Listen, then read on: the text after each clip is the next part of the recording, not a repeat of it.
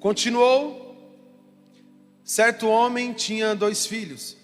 Deixa eu já explicar aqui. Continuou é porque antes disso, Jesus conta 2 outras parábolas, né? A da ovelha perdida, logo em seguida ele conta da parábola da dracma perdida, e é por isso que aqui logo de início ele fala assim, continuou. Então é a terceira parábola que Jesus conta, né?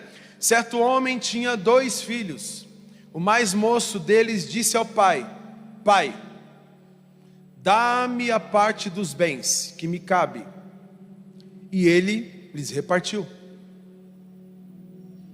Eu vou repetir. O menino mais moço disse para o pai: Pai, me dá a minha parte dos bens que me cabe. E o texto diz assim: e ele lhes repartiu, no caso o pai, os haveres, e ele lhes repartiu os haveres. Passados não muitos dias, o filho mais moço, ajuntando tudo que era seu, né, arrumou suas malas, partiu para uma terra bem distante, e lá dissipou todos os seus bens, vivendo dissolutamente. Depois de ter consumido tudo, sobreveio àquele país uma grande fome, e ele começou a passar necessidade. Então ele foi e se agregou a um dos cidadãos daquela cidade, daquela terra. E este cidadão o mandou para os seus campos a guardar ou cuidar dos porcos, né?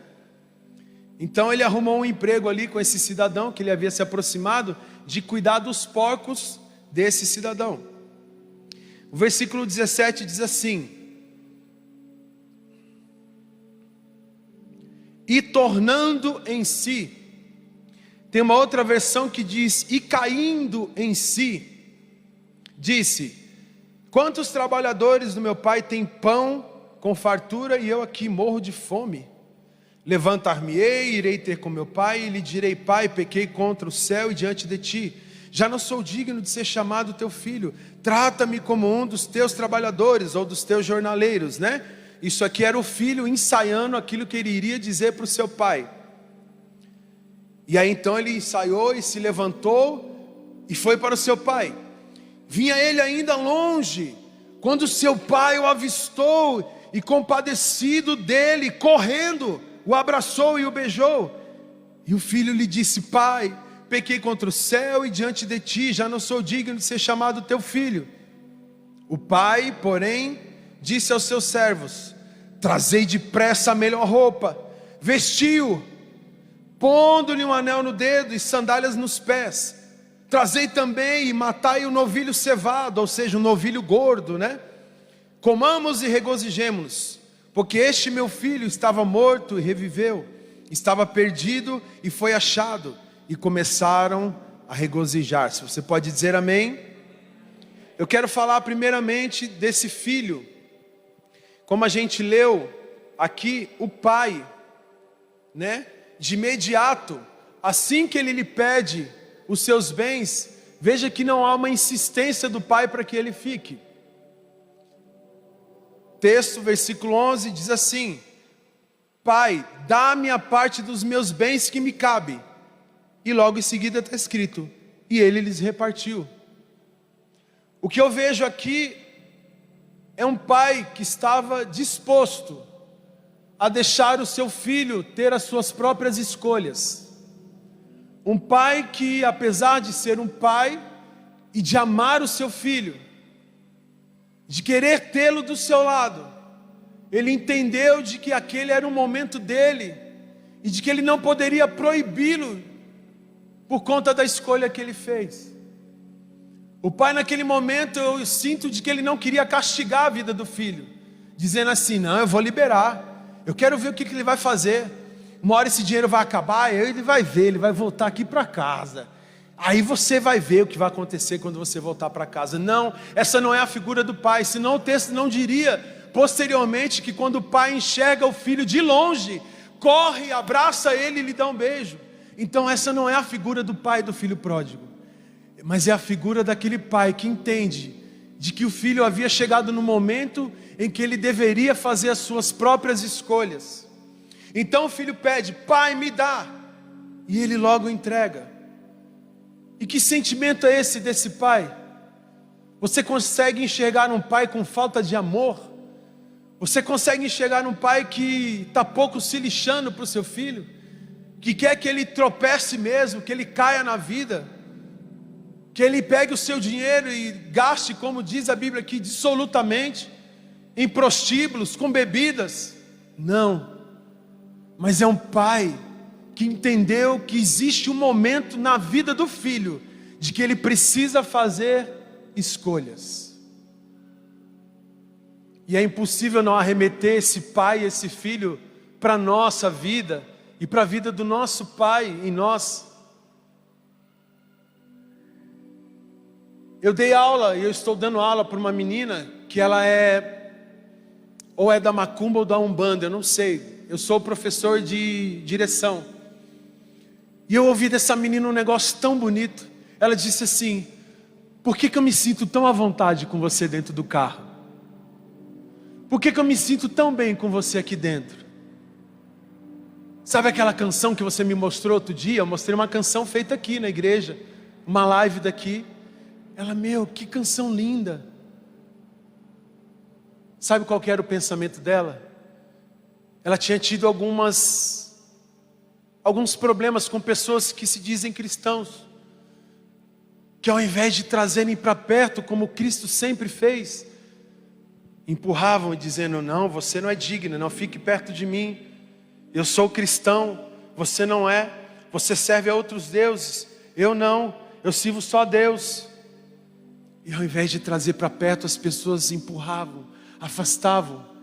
E ela enfim encontrou alguém que dissesse para ela assim: vem para perto. Ela disse: mas por que você não me condena? Por que você não aponta o dedo como as outras pessoas fazem? Eu falei: por causa da cruz. Ela: mas o que a cruz tem a ver com o fato de você não me condenar? Eu falei: por que Jesus morreu na cruz, você sabe? Ela disse: ué, eu sei o que todo mundo sabe. Morreu na cruz para salvar. Eu falei: você acha que foi só por isso? Primeiro, ele não morreu na cruz somente para nos salvar.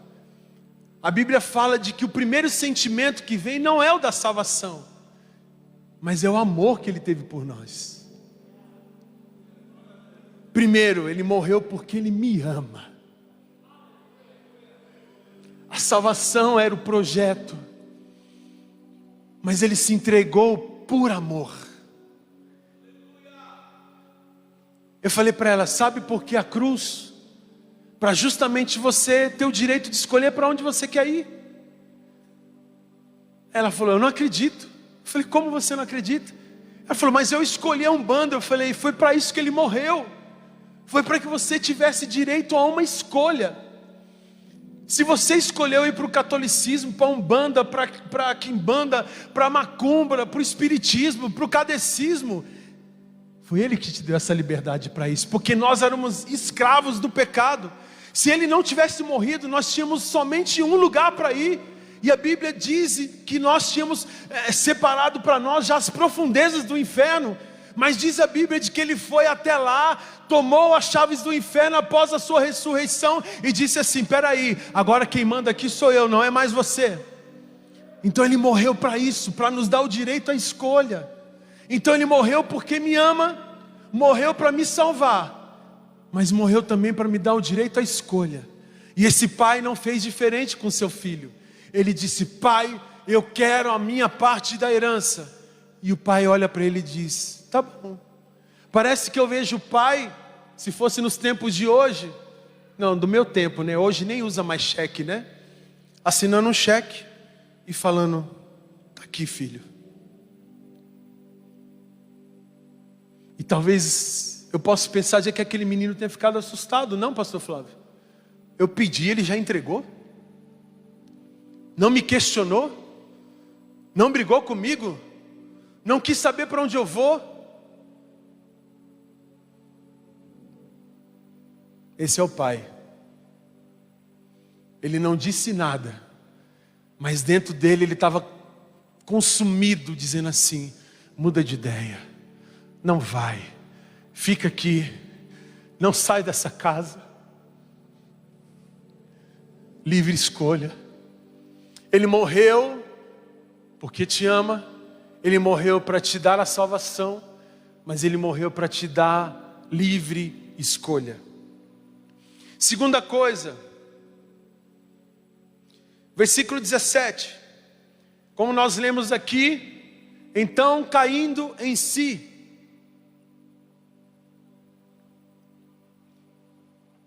O versículo 17 está contando a história desse menino, que após ter saído da casa do seu pai, gasto todo o seu dinheiro dissolutamente, com tudo aquilo que ele poderia, uma hora o dinheiro acabou, mas aí ele encontra um homem, que lhe dá um emprego, e que ótimo emprego, ele fala assim: agora você vai cuidar dos meus porcos. Mas veja que aquele não era um dos melhores empregos, não só porque ele ia cuidar de porcos. Quem já viajou atrás de um caminhão de porcos aí? Levanta a mão. Meu Deus do céu. Gente, é fedido demais aquilo. Aquilo é horrível. A gente não vê a hora, e pior que a gente sempre encontra esses caminhões aonde? Em lugar que tem uma pista indo, outra voltando. Você fala: meu Deus, como é que eu vou atravessar esse negócio? Como é que eu vou ultrapassar? E você anda durante um tempão e você fica ali, tentando ultrapassar. Mas aquele menino, além de cuidar dos porcos, veja que aquele emprego não era dos melhores, porque aquele menino passava fome, diz o texto. Como é que está escrito isso, pastor? Eu não li isso, você não leu isso? Pois é, mas diz a Bíblia de que aquele homem, ele sentia vontade de comer a comida dos porcos. Vem cá, se aquele homem queria comer as bolotas, como diz algumas versões, de que os porcos comiam, a lavagem que os porcos comiam, possivelmente ele não tinha o que comer. Estou certo ou estou errado? Então aquele não era um dos melhores empregos. Não era só cuidar de porcos. Além de cuidar dos porcos, ficar fedendo, sujo, ele ainda passava fome. Mas aí diz o texto de que ele cai em si. Como eu disse, ele cuidava de porcos, então ele estava sujo. Ele estava cuidando de porcos, então provavelmente ele estava fedido, com odor horrível. O apelido dele era Zé do Churume. Estou brincando. Não tinha apelido não, nem existia isso na Bíblia. Mas era sujo. O que eu quero dizer com isso? Possivelmente quando cai em si, você olha para dentro de você mesmo. Mas aquele menino, ele tinha uma oportunidade maior do que olhar somente para dentro dele mesmo. Ele poderia olhar para fora dele. Estava exposto à vergonha dele. Não somente naquilo que ele fez lá atrás, por ter pedido seus bens, por ter gasto à toa, por ter perdido tudo, por estar trabalhando no pior dos seus empregos, passando fome. Mas além de olhar para dentro dele, ele poderia olhar para fora dele. E talvez ali naquele lugar onde os porcos estavam, lameados, sujos, fedidos, talvez em alguma poça daquelas águas ali que se formavam, onde aqueles porcos eram criados, ele podia refletir a sua própria imagem. E ele via um homem todo sujo, com as suas vestes sujas, fedendo, caindo em si, olhando para si mesmo. E talvez você já tenha feito isso um dia, ou você está fazendo isso agora, olhando para dentro de você mesmo e dizendo assim: meu Deus, quanta sujeira, quantas coisas precisam ser limpas ainda. Talvez você está olhando para suas roupas agora, não essas roupas, porque para a igreja a gente vem tudo arrumadinho, né? Em casa que a gente põe a camiseta do candidato, né? Aquele short já furado, aquela roupa rasgada. Mas para a igreja a gente vem bonitinho, mas não é dessa roupa que eu estou falando. Eu estou falando das vestes que você vestiu durante os anos da sua vida, durante o percorrer desses dias, durante essas semanas, esses meses. Então ele olha para si mesmo, talvez naquela poça de água, e ele vê o reflexo daquilo que ele havia se tornado, pelo fato de ter saído de dentro da casa do seu pai. Nós estamos falando de uma história, mas figuradamente, eu não sei se existe essa palavra, mas simbolicamente nós estamos tratando disso também como as nossas vidas e a vida do próprio Deus em nós. Talvez você olhe hoje para suas vestes e você não vê condições dela. Não seria as vestes que você sairia para um baile. Sair para um baile é da minha época, né? Sair para um baile, para uma festa, para algum casamento. Então você olha para si e diz assim, não. E foi o que aquele menino fez. Ele olhou para si e disse assim, rapaz, tantos empregados do meu pai têm o que comer. Eu estou comendo aqui o que os porcos comem. E então, talvez naquele reflexo da água, ele começa a fazer o seu discurso que ele estava treinando para falar para o seu pai. Ele diz assim, eu vou chegar no meu pai e vou dizer assim, pai, pequei contra os céus, pequei perante o Senhor, e eu já não sou digno de ser chamado teu filho. Ele olhava a sua própria indignidade no seu rosto, não somente dentro de si, mas na sua sujeira externa. Já não sou digno de ser chamado teu filho. Mas se o Senhor me aceitar de volta, não precisa ser como seu filho, me aceita como um dos seus empregados, eu já vou ficar feliz. Mas diz o texto de que o pai, versículo 20, ele corre até o filho, o vendo de longe, o abraça e o beija.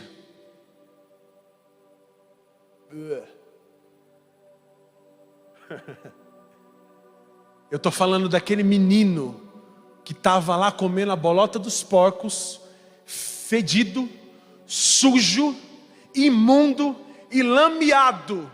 E o pai o vendo de longe, diz o texto que ele corre ao encontro do seu filho, o abraça e lhe dá um beijo. Duas coisas que você precisa entender. Era cultural naquela época e talvez até hoje, o pai não ter esse tipo de ação com seu filho que havia saído como rebelde da sua casa.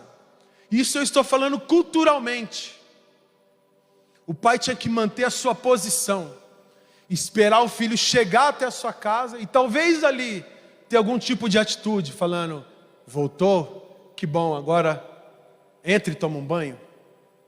Mas aquele pai, ele corre, abraça o filho e mesmo sujo lhe dá um abraço e um beijo. Aqui eu quero falar sobre o processo da mesa. Qual que é a primeira atitude após o pai abraçar ele e beijar? Ele chama os seus empregados e diz assim, traz a melhor roupa. Diga assim, roupa. O pai ao vê-lo, corre, o abraça, o beija, todo sujo. Mas logo se inicia o processo de mudança.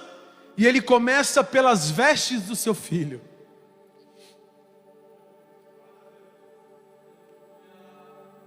Eu disse que o pai lhe entrega a sua herança por conta das suas escolhas. Quando nós erramos, escolhemos o errado, escolhemos o caminho errado, as coisas erradas, o que agrada aos nossos olhos, o que agrada a nossa carne, o que agrada o nosso ego, o famoso pecado. Nós nos vestimos desses erros. São as nossas escolhas que nos vestem. E essa palavra Deus me deu ontem, enquanto nós subíamos para o monte, lembra, pastor Flávio? Nós subimos até o monte Serrana, se eu não me engano, Serrana. E enquanto eu subia, nós orávamos em alguns lugares, e Deus ia me dando essa palavra, falando assim, de que as vestes que nós vestimos dos nossos erros, somos nós mesmos que colocamos, nós que nos vestimos dos nossos erros e das nossas escolhas. O filho pede a herança, é uma escolha. O pai lhe deu, isso chama livre-arbítrio. Mas o filho escolheu se vestir dos seus próprios erros. Agora eu te faço uma pergunta. Quem é que vai para a mesa aqui todo sujo? Quem é que se assenta na mesa sem a famosa frase da mamãe, vai lavar essa mão? O processo da mesa começou naquele menino. O pai, ele chega, o abraça, o beija, mas a primeira coisa que ele diz é: você precisa trocar essa roupa. Sabe por quê? Ele já tinha mandado o empregado dele preparar a mesa. O processo da mesa começou. E eu volto essa história para dentro da sua casa. Cadê os pais e mães aqui? O filho chega do futebol todo sujo de barro. Chega do skate, né? Suado, né? Não é assim? Do skate, suado, de cima e embaixo. Escorrendo suor, camisa molhada, calça molhada, tudo molhado. Qual que é a primeira coisa, pastor Ana e pastor Gerson? Vai tomar um banho. Aquele pai estava fazendo o que você faz com seu filho, com a sua filha. Porque na mesa não se assenta sujo. Na mesa não se assenta sujo, com as vestes sujas. Então o pai estava preparando aquele menino para o processo da mesa. Ele diz assim: troca a roupa desse menino. E eu volto a dizer, são as nossas escolhas que nos vestem das nossas vergonhas, dos nossos pecados. Mas quando nós escolhemos deixar essas roupas sujas para trás, aí não somos nós que nos vestimos, mas é o nosso Pai que nos veste. Eu vou repetir: quando nós escolhemos nos vestir das nossas vergonhas, dos nossos pecados, somos nós mesmos que nos vestimos. Mas olha o que o texto está falando. A primeira coisa que o pai faz é ir lá e trocar a roupa do seu filho. Então, quando nós estamos errantes, somos nós que nos vestimos desses erros. Mas quando o processo da mesa começa, a purificação, quem nos veste é o Pai. Como o pai do filho pródigo, ele nos veste. Isaías 61, Salmo 30, vamos ler Salmo 30, 11. Salmos 30, 11. Tornaste o meu pranto em folguedo, desataste o meu pano de saco e me cingiste de alegria. Me mostra uma outra versão, para eu mostrar para os irmãos. Converteste o meu pranto em dança, substituíste o meu traje de luto pelas roupas de alegria. Veja, os trajes de luto era dele, mas o pai chega e substitui a roupa dele. Já não era mais ele que estava se vestindo das suas vergonhas, mas o próprio pai, ele dizendo assim: peraí, não, das suas vergonhas você pode se despir. Eu tenho uma roupa nova para você, eu tenho um tecido novo para você, eu tenho uma túnica nova para você, eu tenho novas vestes para você. Você está entendendo? Diz amém. A nova roupa era a reconciliação entre o pai e o filho. Aquela roupa simbolizava perdão, restauração e honra. Diga: perdão, restauração e honra. A segunda coisa que o pai lhe dá, ele lhe troca as suas vestes. A segunda, ele lhe dá um anel. Anel naquele tempo, aquele anel que ele tinha, eu fui estudar, e aquele anel simbolizava uma autoridade dentro da casa dele. Aquele anel significava autoridade. Então o pai lhe devolve a autoridade que ele tinha dentro da sua casa e a autoridade como um filho. E aí eu lembro do texto que diz assim: a todos quanto receberam, foi-lhes dado o direito de serem chamados filhos de Deus. Então naquele momento o pai estava dizendo assim: você me aceitou de volta, eu estou lhe adotando mais uma vez. Então esse anel está te devolvendo o seu papel de filho dentro da minha casa. Mas aquele anel não servia somente para isso. Era para retomar a sua autoridade diante dos seus servos e dos seus empregados. Quem se lembra do dia do anel na live? Levanta a mão aí. Quantas coisas Deus nos disse nas lives desses dias, falando sobre aliança. Aquele menino, ele tem de volta a sua autoridade, não somente diante dos seus servos, mas diante do seu pai como um filho. A posição que ele havia deixado, mas também ele lhe traz de volta ao lugar de filho. Terceira coisa que ele entrega, diga assim, sandálias. Estudando também, naquela época, um senhor, uma autoridade, não poderia andar descalço. Somente quem era caracterizado por andar descalços eram os servos, os empregados, os escravos. Até mesmo os servos de patentes maiores tinham seus calçados. Só quem poderia andar descalço eram aqueles que eram escravos. Então as sandálias era comum daqueles escravos andarem descalços. Mas as sandálias representavam naquele momento a liberdade daquele filho, de voltar para dentro da casa do pai. Porque ele já não era mais escravo do pecado, ele já não era mais escravo dos seus erros, ele já não estava mais com aquela veste de vergonha. E eu volto a associar isso à cruz. As sandálias representavam a sua liberdade. Quem se lembra da canção?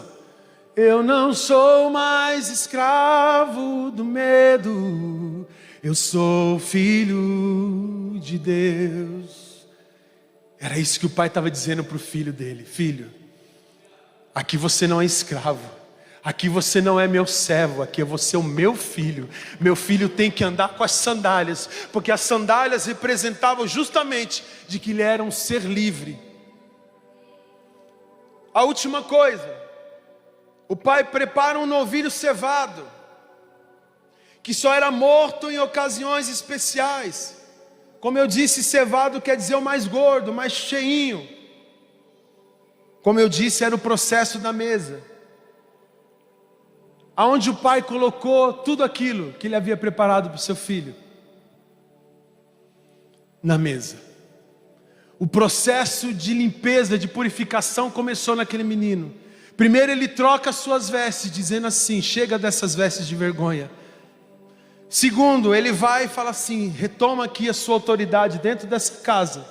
E o terceiro, ele coloca a sandália nos seus pés e diz assim: agora a partir desse momento você já não é mais tido como escravo, você é liberto para o nome de Jesus. Você pode entender isso? Nós estamos falando do processo da mesa, mas nós estamos arremetendo isso para o processo da cruz. Nós não somos mais escravos.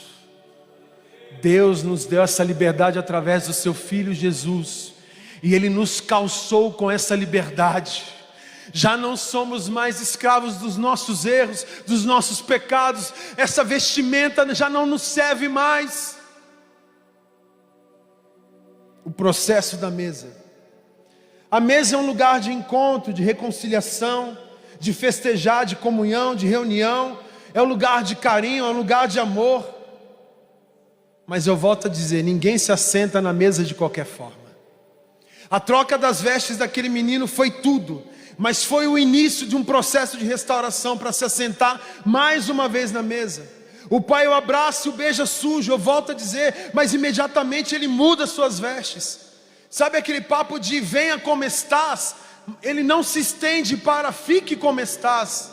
E é aqui que eu quero que você entenda algo de Deus.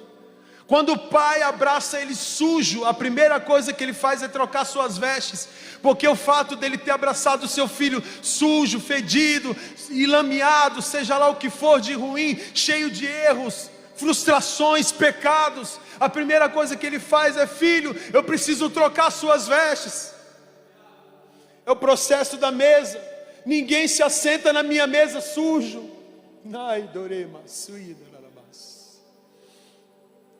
Era o processo da mesa.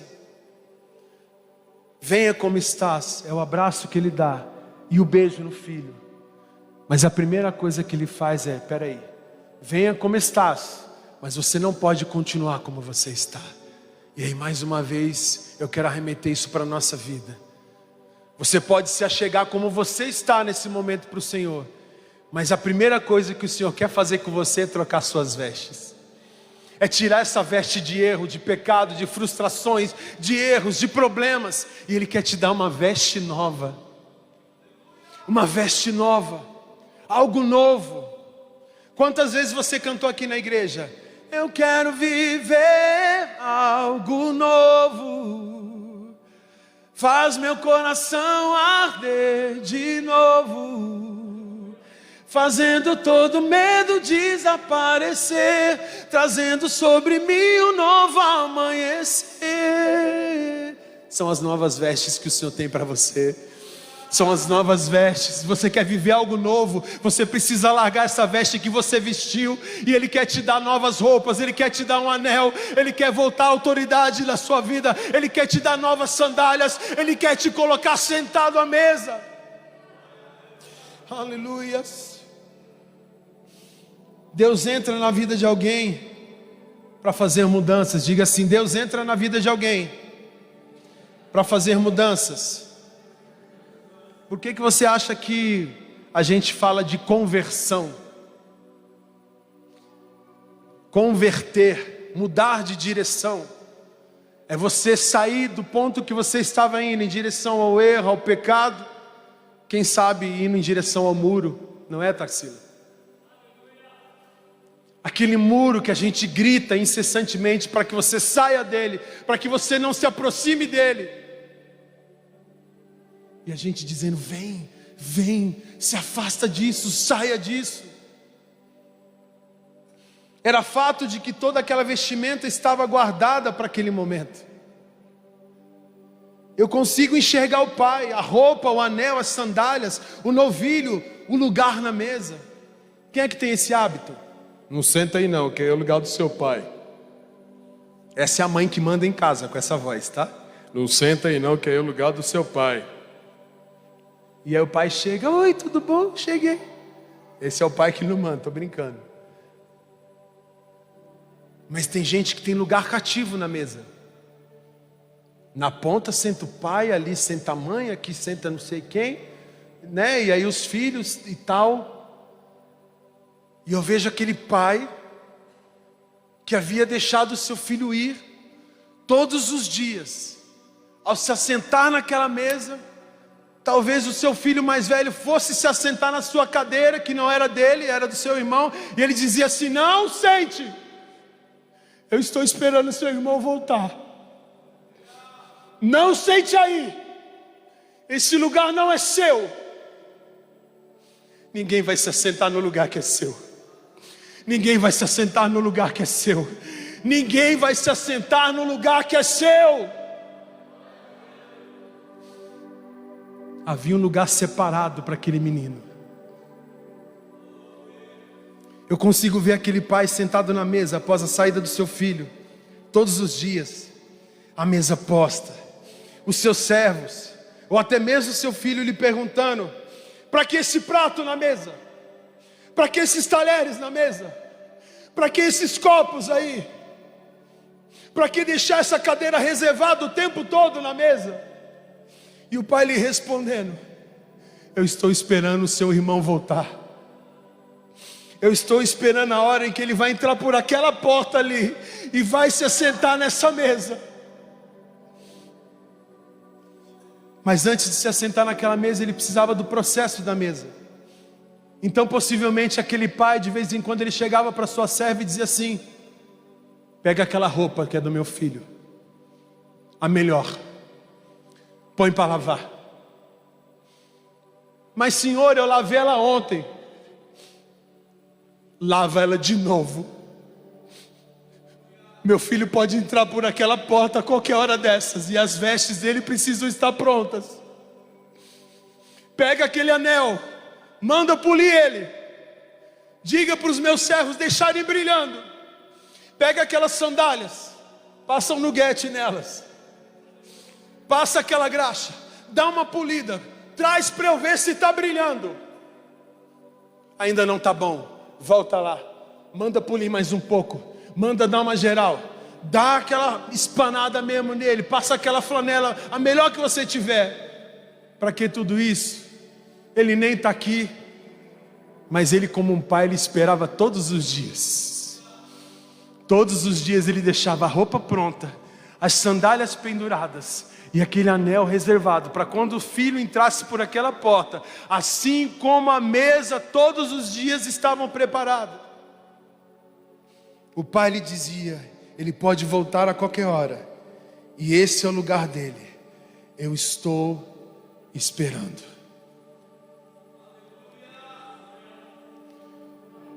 E eu quero finalizar essa palavra aqui dizendo para você, assim como nós cantamos, existe um lugar reservado para você nessa mesa, que tem o seu nome e ninguém vai se assentar. Enquanto você não se assentar nele, ninguém vai. Eu não sei se tem mais pessoas aqui a primeira vez, se pessoas que não aceitaram Jesus, não se converteram, não mudaram de direção. Existe um processo para isso. Primeira coisa, o Senhor quer trocar suas vestes hoje. Segundo, Ele tem uma joia para te dar, um anel para colocar no seu dedo, te devolvendo a autoridade que você perdeu por conta dos seus erros. Terceiro, Ele quer te dar sandálias novas, porque você vai caminhar em caminhos novos. Caminhos fáceis não. Essas sandálias são reforçadas para isso. Mas Ele tem preparado tudo isso para você. Mas além de tudo isso, Ele preparou um novilho cevado, que só era entregue em dias de festas. O que eu quero te dizer nessa noite é de que existe uma festa preparada para você hoje. Além da roupa que Ele já mandou lavar, além das sandálias que estão engraxadas, além do anel que Ele já mandou polir, existe uma festa preparada para você que veio aqui hoje e vai aceitá-lo em nome de Jesus. Vai se render a Ele, vai se converter, vai mudar de direção.